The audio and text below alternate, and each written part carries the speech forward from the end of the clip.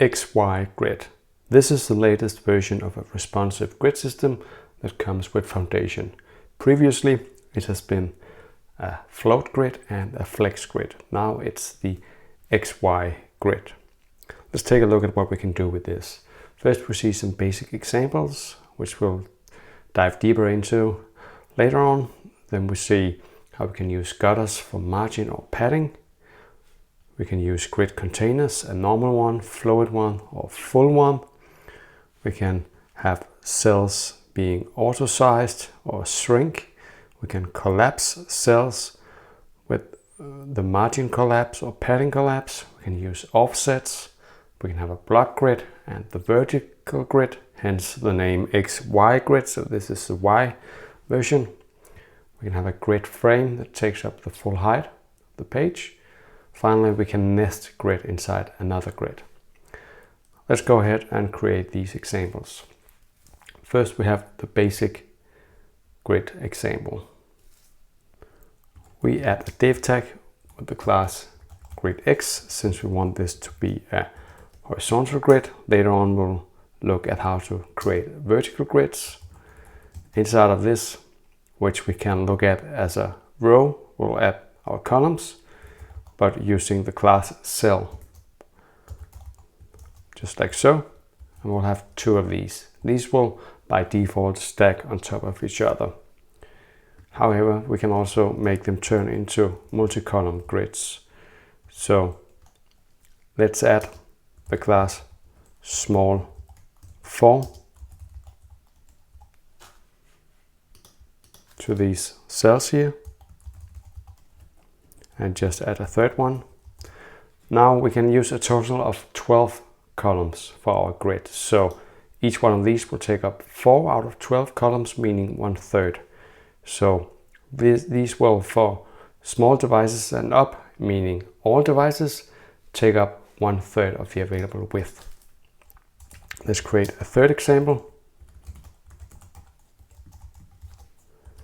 This time our first column will take up the full width, and for medium breakpoints, half of the available width, and for large breakpoint, 3/4 of the available width.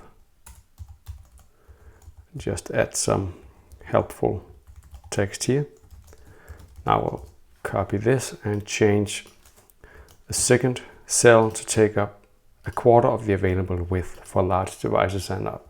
Let's save this, go back into our browser and look at these examples.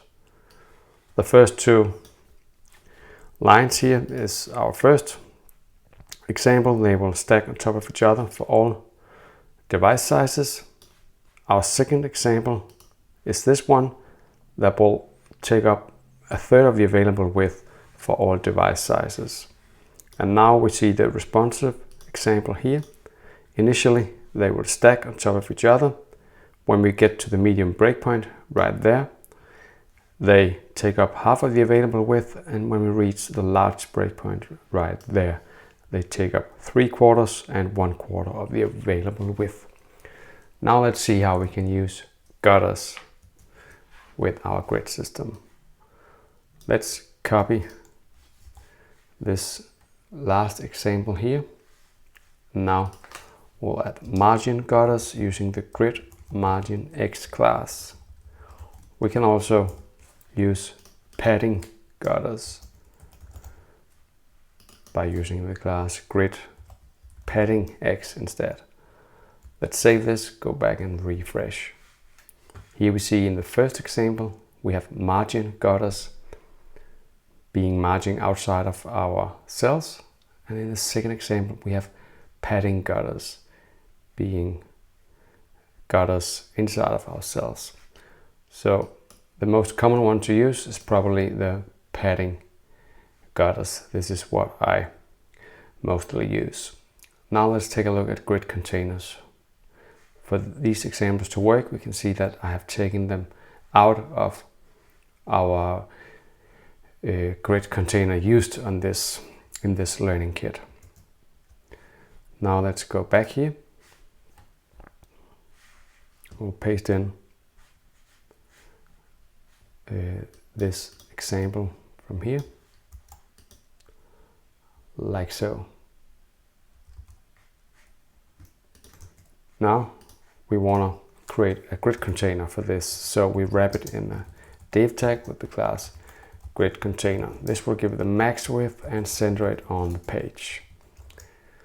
We can also create a fluid container. So to do this, we'll copy and paste the code and add the class fluid. We can also create a full one and then at the same time utilize margin gutters and padding gutters, either one of them. So we'll add the class full and then grid margin X to use margin gutters, and here we'll add the class full and then the grid padding X to use padding gutters. Let's save and take a look at these examples. We can see that the first examples have this max width applied. The second example has a fluid width, which means it will take up all of the available width almost. There's a little spacing in the sides. Then we have the full example. We can see that it takes up the full width. This one includes margin gutters added to that full width, and last example have padding gutters added to it, which is added inside of the cells. It's still a full width grid container. Now let's take a look at other features for our grid system. First, we'll take a look at auto sizing. We'll create a new row here using the grid X class. Then we'll add a cell using the cell class and the small for class. So this will take up 1/3 of the available width for small devices and up. We'll copy this and change the second one to 3, and then inside of these two we'll add a div tag with the classes cell and auto. So this auto class will make the cell automatically defines its size depending on the size that's available after the other columns have taken up their size. Let's create two more examples before we view this in the browser. We'll create a cell with the small 5 class taking up 5 out of 12 columns for small devices and up. And then we have 2 cells being auto-sized, just like so. And a third example, and then after that we'll take a look in the browser. We'll have a cell here that initially will stack, and then for medium devices and up it will take up 1/3 of the available width, and for large devices and up 7 out of 12 of the available width.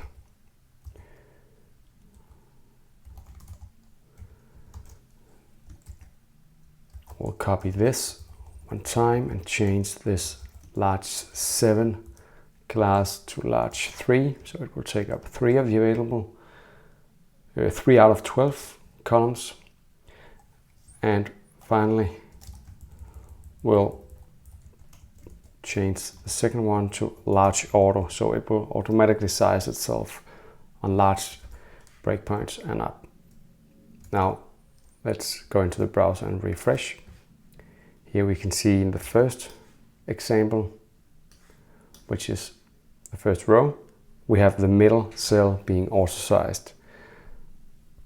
In the second example we have cell number 2 and 3 being auto-sized, taking up the same space each. And finally we have our responsive example. So initially they are stacked on medium devices. They take up a third of the available width each, and for large devices this third cell will become a little smaller, and this second cell will take up whatever that's left by using the large order class. Now let's see how we can use shrinking. It's a little difficult for me to say. We'll start by creating the column here using the grid X class. Inside of that we'll add the cell and then the shrink class as well.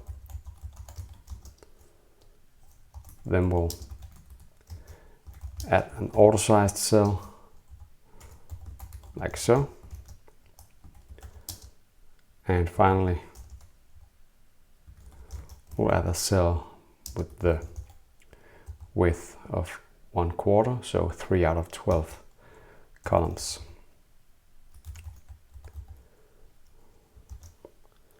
Let's save this. Or wait, before we take a look, let's create a few more examples. Let's copy this one here and let's do like so. Now we have 2 auto-sized cells and a third and last example for this shrinking feature. We add the row, then we take a cell that's will stack initially and then take off a third of the available width for medium devices and up, and then for large devices it will finally shrink itself.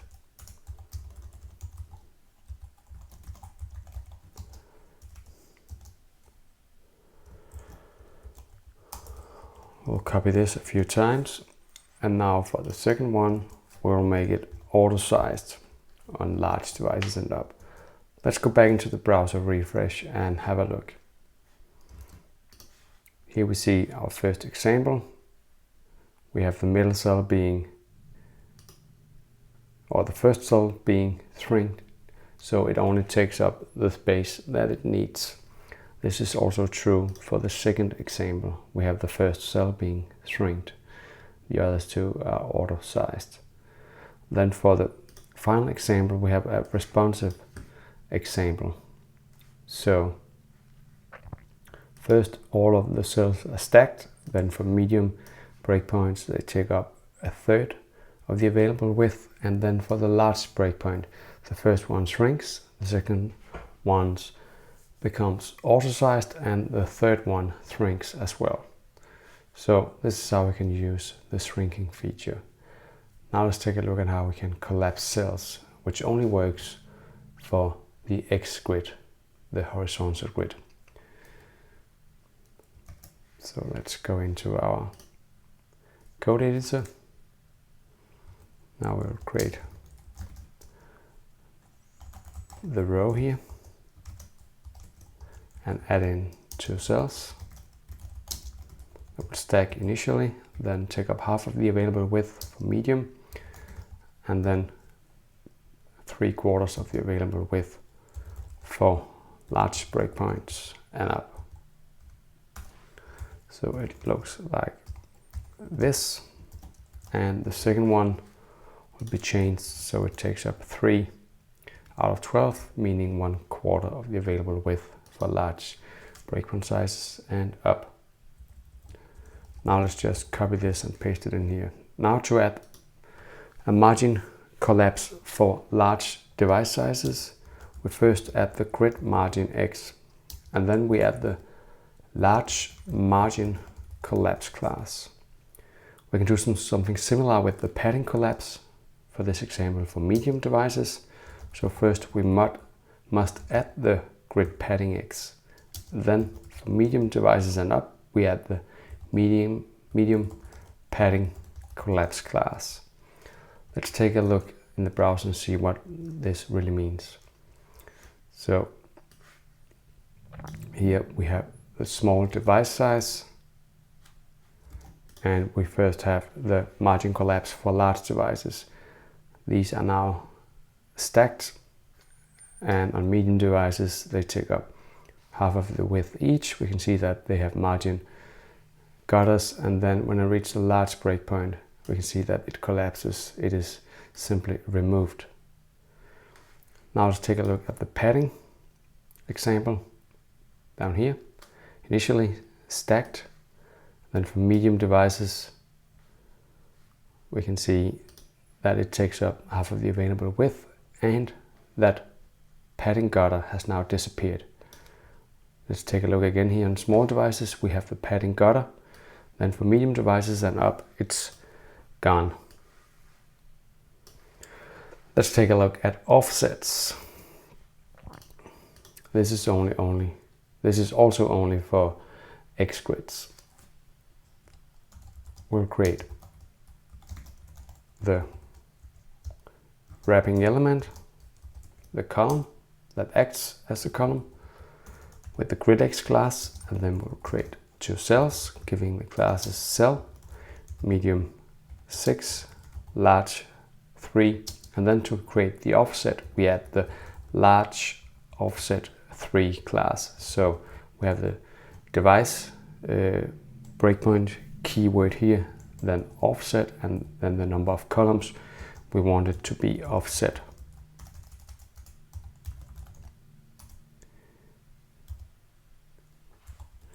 We'll just add in this text here, which I find useful for these examples.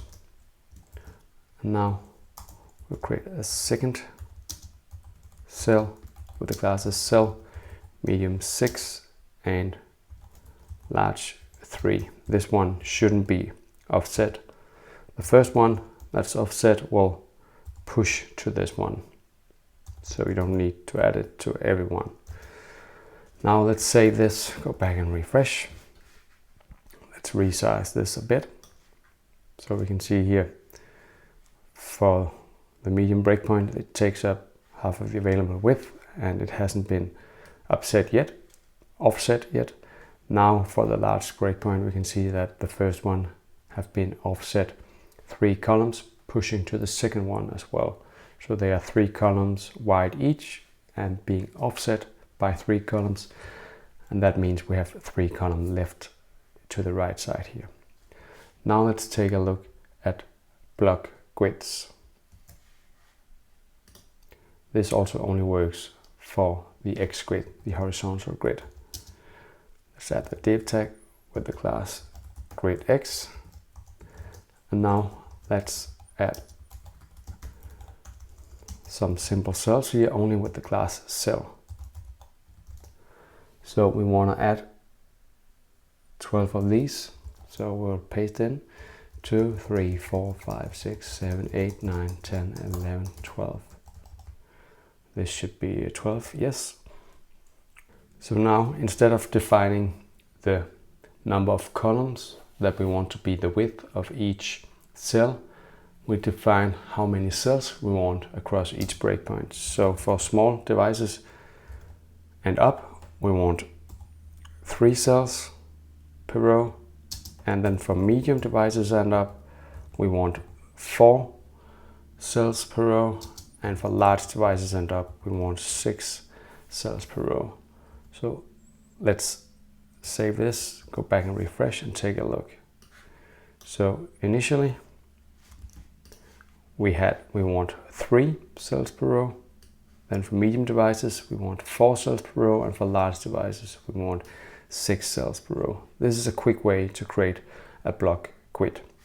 Now let's take a look at vertical grid, which is finally the Y in the name XY grid. So this is a grid Y. So we create it by adding a div tag with the class grid Y. Now we must give this a set height. So we add an inline style attribute with the height being 20 rands. This can of course also be added in other ways using CSS in an external style sheet, for example. Inside of this we'll add 2 cells. The first one taking up 2/3 of the available space initially. Then for medium devices, taking up 50%, and for large devices, 1/4 of the available width. I'll add in this text here, and we'll create the second example here.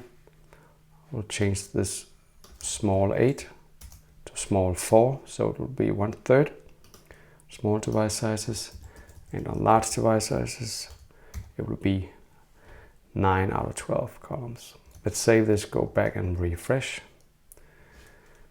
Now let's resize this.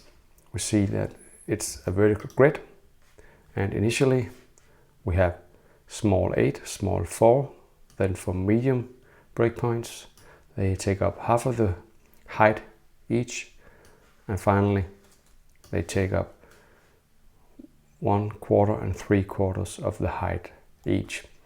When I was writing the code, I probably said width because I've said that so many times for the earlier examples, but of course this is the height that you need to consider, how much of the height each cell should take up. Now let's take a look at the grid frame example, which is also a vertical grid. So we add a div tag with the class grid Y, and then we add the grid frame class. This will make it take up all of the height of the browser window. And now we will actually just paste in these 2 cells here from the previous example. Let's save this, go back and refresh. Now we can see that this whole grid takes up exactly 100% of the browser height. And inside of that, it will act as the other example from before, but this time the height is just 100% of the browser height and not only 20 rems as in the previous example. Finally, let's take a look at nested grids.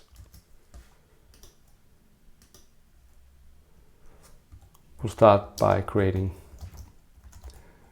a horizontal grid again. Then we'll add a basic cell here and one more of them. But inside the second one, we actually want to create a new grid. So we add a div tag with the class grid X, and then we add the class cell small 6, and we want 2 of these. Now we also will create 2 more grid systems just to showcase this example better. So we add 3 cells inside of this with the classes cell and small 4.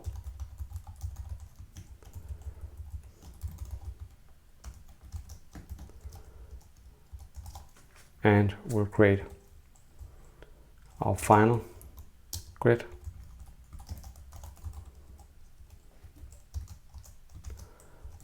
And 2 cells inside with the classes cell medium 6 and large 9.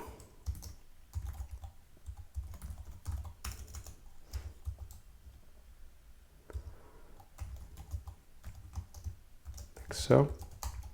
And change this second cell to large 3. Alright, now let's take a final look in the browser. So what do we see here? We can see that we have 3 grid systems on top of each other. The first one has a nested grid inside of its second cell. So these cells are stacked, but in the second one it has a new grid system that has 2 cells that takes up half of the available width for all device sizes. After that, we have this grid system with each cell taking up a third of the available width for all device sizes. And finally, we have this responsive grid here that change when I resize the browser window. But what we need to really look at is the first grid here that has this nested grid. So you can easily nest a grid inside another grid. This was all about how you can use the XY grid to create all kinds of responsive grid systems for your layout.